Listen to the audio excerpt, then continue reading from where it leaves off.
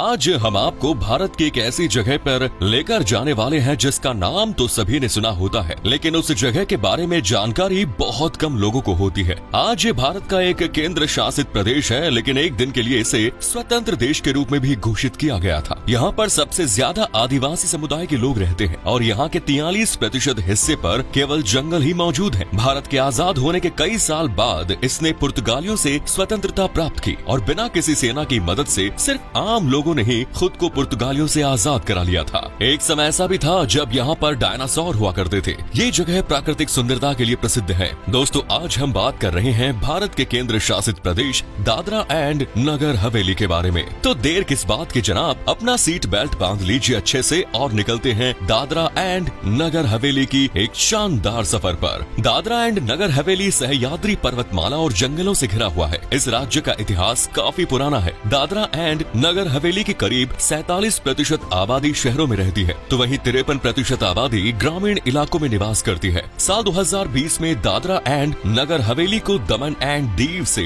अलग करके एक केंद्र शासित प्रदेश बना दिया गया। दादरा एंड नगर हवेली में सैकड़ों वर्षों से विभिन्न आदिवासी समुदाय के लोग रह रहे हैं। आज भी यहाँ पर कोकना, वर्लिस, कोली, धोड़िया, कठोरी, कोलघास, नायक और दुबलास जैसी जनजातियों के लोग निवास करते हैं। सैकड़ों साल पहले कोली समुदाय के लोगों को हराकर राजपूतों ने यहाँ पर कब्जा कर लिया और उसके मराठाओं ने यहाँ पर शासन किया। लेकिन सन 1779 में जब मराठा कमजोर होने लगे और अंग्रेज, पुर्तगाली जैसे यूरोपीय देशों को वर्चस्व भारत में बढ़ने लगा, तो पेशवा माधव राव ने पुर्तगालियों के साथ एक संधि साइन की, जिसमें दादरा एंड नगर हवेली के करीब 79 गाँव पुर्तगालियों को सौंप दिए गए और इस तरह दादरा एंड नगर हवेली पर पुर्तगालियों ने शासन करना शुरू कर दिया। भारत देश को ब्रिटिशर्स से भले ही 15 अगस्त सन 1947 को आजादी मिल गई थी, लेकिन Dadra and Nagar Haveli, Daman and Diu और गोवा जैसी जगह पर आजादी के बाद भी लंबे समय तक पुर्तगालियों ने कब्जा किया। लेकिन देश के आजाद होने के बाद दादरा एंड नगर हवेली के लोग भी आजादी की मांग करने लगे। स्वतंत्रता के लिए संघर्ष शुरू हो गए। कई संगठनों ने साथ मिलकर दादरा एंड नगर हवेली की आजादी की लड़ाई लड़ी।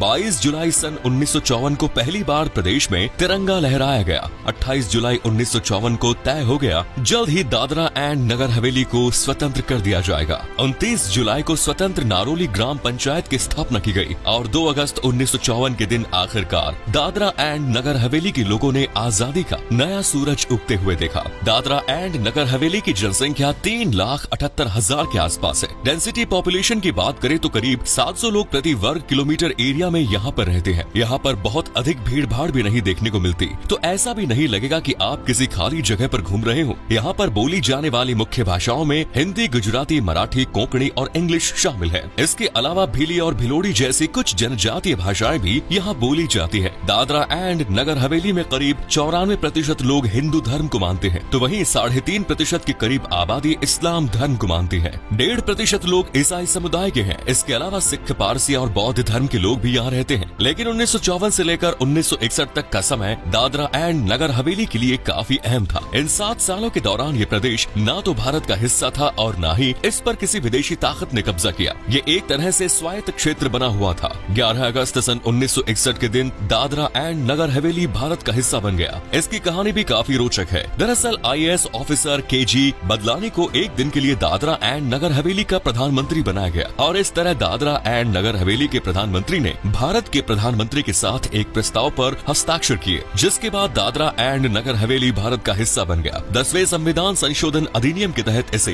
भारत का 7वां केंद्र शासित प्रदेश बनाया गया। 2020 से पहले तक दादरा एंड नगर हवेली और दमन एंड दीव को मिलाकर एक केंद्र शासित प्रदेश बना दिया गया था। लेकिन आज हम सिर्फ दादरा एंड नगर हवेली के बारे में ही बात करेंगे। 2020 से पहले तक सिलवासा को दोनों प्रदेश की राजधानी होने का गौरव प्राप्त था। इस शहर को भारत सरकार के 100 स्मार्ट सिटी मिशन में भी शामिल किया गया है। लेकिन दमन एंड दीव इससे अलग होने के बाद अब दमन को दमन एंड दीव प्रदेश की राजधानी होने का दर्जा प्राप्त है। आपको बता दें कि दादरा एंड नगर हवेली में कोई भी गवर्नर या उप गवर्नर नहीं होता, बल्कि केंद्र सरकार द्वारा एक एडमिनिस्ट्रेटर नियुक्त किया जाता है जो प्रशासन का काम संभालता है। फिलहाल प्रफुल्ल खोधा पटेल दादरा एंड नगर हवेली और दमन एंड दीव के एडमिनिस्ट्रेटर का पदभार संभाले हुए हैं। दोस्तों, दादरा एंड नगर हवेली के पास खुद का कोई समुद्री तट नहीं है। ये प्रदेश गुजरात और महाराष्ट्र की सीमा के पास मौजूद है और इन दोनों ही राज्यों के साथ अपने बॉर्डर्स शेयर करता है। गुजरात में ये वलसाड से इसकी सीमा शुरू होती है और महाराष्ट्र में ठाणे और नासिक के करीब है। दादरा एंड नगर हवेली का लिटरेसी रेट 77.6% है, जिसमें धीरे धीरे वृद्धि हो रही है। हालांकि सेक्स रेशियो के मामले में दादर एंड नगर हवेली की हालत काफी खराब नजर आती है। यहाँ प्रति 1000 पुरुषों पर सिर्फ 774 महिलाएं हैं, जो 943 की नेशनल एवरेज से कहीं ज्यादा बुरा आंकड़ा है।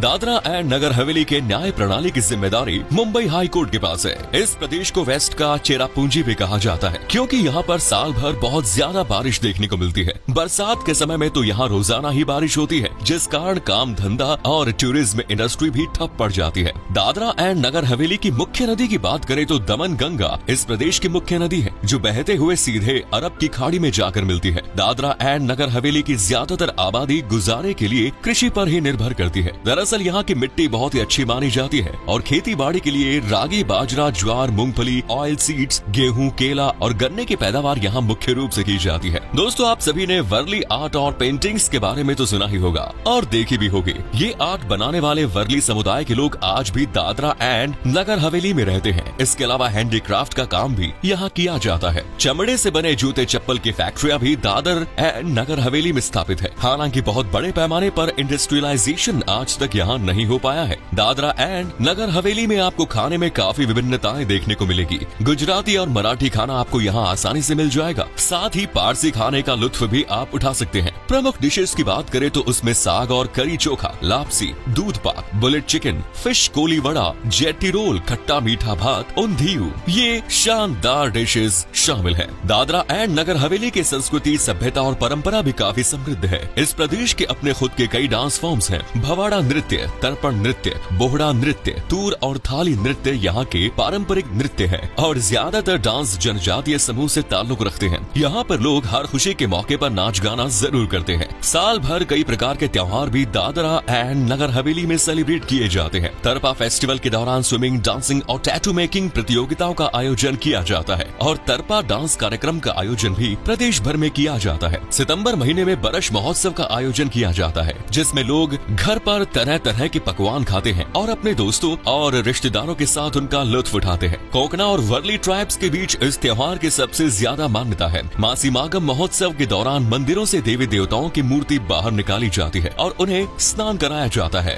ये त्योहार फरवरी मार्च के बीच आने वाली पूर्णिमा के दिन ही मनाया जाता है। दिवासो भी दादरा एंड नगर हवेली का एक प्रमुख त्योहार है। इसके अलावा नराली पूर्णिमा, मानसून मैजिक फेस्टिवल, विल्ली यानूर मंदिर कार महोत्सव, होली, दिवाली, रक्षाबंधन जैसे त्योहार भी धूमधाम से मनाए जाते हैं। दोस्तों, दादरा एंड नगर हवेली हर साल लाखों पर्यटकों को अपनी ओर आकर्षित करती है। यहाँ पर घूमने की ढेरों जगह है। साथ ही यहाँ की प्राकृतिक सुंदरता, हरे भरे जंगल, झीलें, झरने, मनमोहक उपवन और ऐतिहासिक मंदिर सैलानियों को खूब लुभाते हैं। आप अपने सफर की शुरुआत सिलवासा से कर सकते हैं। ये शहर यकीनन आपका दिल जीत लेगा। यहाँ पर आप ट्राइबल म्यूजियम विजिट कर सकते हैं, जिसमें गौरवशाली जनजातीय इतिहास के बारे में आपको जानने को मिलेगा। दमन गंगा रिवर के किनारे सुबह और शाम के समय सैर करने का अपना एक अलग ही आनंद है। वन गंगा लेक गार्डन, नक्षत्र वन और जॉगर्स पार्क भी आप घूमने के लिए जा सकते हैं। नक्षत्र वन में अलग अलग ग्रहों और नक्षत्रों की आकृतियाँ बनी हुई नजर आएंगी। सिलवासा में ही आप वसोना लायन सफारी का आनंद लेना बिल्कुल न भूलें। यहाँ पर गिर के जंगलों से शेरों को लाया गया था। आप सफारी के दौरान एशियाई शेरों को उनके प्राकृतिक एनवायरमेंट में देख सकते हैं। सिलवासा के नजदीक ही हिरवा वन गार्डन भी एक खूबसूरत जगह है, जहाँ आपको ऐसा लगेगा मानो आप प्रकृति के बहुत नजदीक आ गए हैं। दूधनी लेक दादरा एंड नगर हवेली का एक प्रसिद्ध टूरिस्ट स्पॉट है। ये झील मधुबन डैम के पानी से बनी है। यहाँ पर आप water skiing, speed boats, kayaking, canoeing जैसे वाटर स्पोर्ट्स का आनंद भी ले सकते हैं। साथ ही शिकारा राइड को एंजॉय भी कर सकते हैं, यानी कश्मीर जैसा एक्सपीरियंस आप यहाँ पर ले सकते हैं। अगर आपको वाकई में प्रकृति से प्यार है तो कौंचा गांव जरूर विजिट करें। जंगलों और पहाड़ियों से घिरी ये जगह बहुत ही खूबसूरत है और यहाँ आने वाले सैलानी अपनी सारी थकान भूल जाते हैं। सतमालिया के डियर पार्क में आपको हिरण की कई प्रजातियाँ देखने को मिल जाएंगी। इसके अलावा नीलगाय जैसे और भी कई जानवर आप यहाँ देख सकते हैं। इन सब के अलावा दादरा एंड नगर हवेली में कई प्राचीन मंदिर और तीर्थ स्थल भी मौजूद हैं। सिलवासा में बना ओम मंदिर कारीगरी का एक नायाब नमूना है। इस मंदिर का निर्माण सिर्फ ईंट और सीमेंट से किया गया है। इसमें स्टील का प्रयोग बिल्कुल भी नहीं किया गया। स्वामी नारायण को समर्पित स्वामी नारायण मंदिर और बिंद्राबिन मंदिर जैसी जगह भी आप देखने के लिए जा सकते हैं। दादरा एंड नगर हवेली पहुंचने के लिए रेल मार्ग सबसे अच्छा साधन माना जाता है। वापी रेलवे स्टेशन निकटतम रेलवे स्टेशन है, जो सिलवासा से केवल 18 किलोमीटर की दूरी पर ही स्थित है। और अगर आप हवाई मार्ग के जरिए यहाँ पर आना चाहते हैं तो आपको मुंबई आना होगा, जहाँ से दादरा एंड नगर हवेली करीब 165 किलोमीटर दूर है। नवंबर से मार्च तक का समय यहाँ घूमने के लिए परफेक्ट माना जाता है। अप्रैल मई से गर्मी और उमस आपको परेशान कर सकती है। उसके बाद के कुछ महीने यहाँ लगातार बारिश होती रहती है, जिस कारण आप कहीं भी घूमने के लिए नहीं जा सकते और सभी प्रकार की एक्टिविटीज पर भी रोक लगा दी जाती है। तो दोस्तों, ये था खूबसूरत दादरा एंड नगर हवेली। कैसा लगा बताइए कमेंट्स में। आप में से अगर कोई है दादरा एंड नगर हवेली से तो हमें जरूर बताइए। वैसे अगर नहीं है तो जरा बताएं, क्या कभी आपने विजिट की है ये प्रदेश, और अगर की है तो आपका एक्सपीरियंस कैसा रहा ये भी हमारे साथ शेयर जरूर करें।